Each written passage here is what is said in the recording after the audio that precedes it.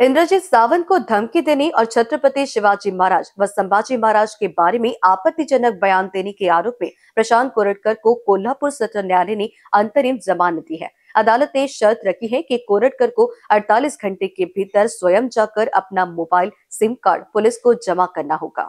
अदालत द्वारा निर्धारित समय सीमा आज शाम तक समाप्त हो रही है, इसलिए पुलिस को उम्मीद है कि कोरटकर कोर्ट के निर्देशों का पालन करते हुए अपना सिम कार्ड पुलिस के पास जमा कर देंगे। साथ ही अगर प्रशांत कोरटकर अपना मोबाइल सिम कार्ड नागपुर साइम पुलिस को सौंपते हैं तो इसे कोल्हापुर पुलिस को भेजा जाएगा।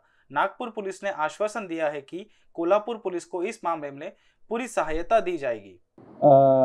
जे इंद्रजीत सावंत सोबत जे एक फोन कॉल झाला ज्यामध्ये प्रशांत कोरटकर यांचं नाव येत आहे, यामध्ये जे गुन्हा आहे ते कोल्हापूरमध्ये दाखल झालेला आहे। त्या गुन्ह्यामध्ये जे प्रशांत कोरटकर आहे त्यांनी एंटीसिपेटरी बेलसाठी अप्लाय केला होता।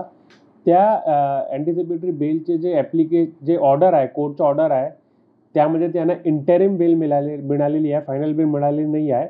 आणि त्यामध्ये त्यांनी बेल कंडिशनमध्ये एक पॉईंट नंबर 5 मध्ये असं लिहिलं आहे की त्यांनी त्यांचे जे हँडसेट आहे आणि जे सिम कार्ड आहे, जे त्यांचे ज्या नंबरवरून कॉल आलेला होता त्या नंबरच्या हँडसेट आणि सिम कार्ड ते सायबर पोलीस स्टेशन नागपूरमध्ये जमा करतील, असा कोर्टने निर्देश दिलेला आहे या ते बेल ऑर्डरवर। तर त्या अनुषंगाने जेव्हा ते येणार आहे, जमा करणार आहे, ते आम्ही घेऊ आणि त्यांना जे तपासी अधिकारी आहे त्यांना त्यांच्या ताब्यामध्ये देऊ।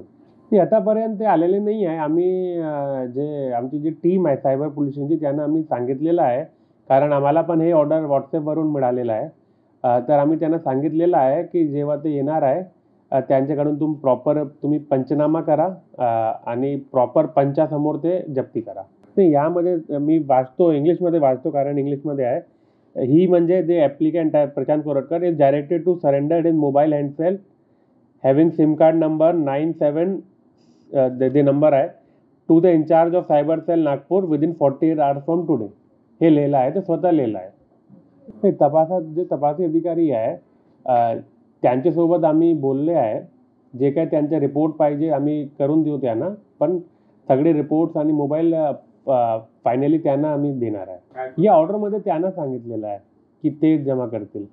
जे हँडसेट आहे तेच हँडसेट आहे, पण काही दुसरा ते सबमिट करत नाही आहे, तेच सिम कार्ड आहे, दुसरा पण सबमिट करत नाही आहे, काही फॉर्मेटिंग केलेली आहे, काही हे केलेलं, सगळं व्हेरीफाय करावं लागेल। अखिलेश के साथ अभिषेक पानसी की रिपोर्ट।